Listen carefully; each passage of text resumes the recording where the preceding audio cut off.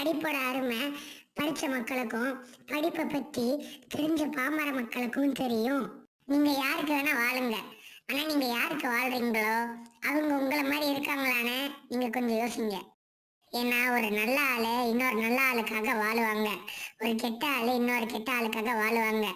இருக்கிறான் இனம் இனத்தோடு சேரும் அப்படின்னு ஒரு பழமொழி இருக்கு.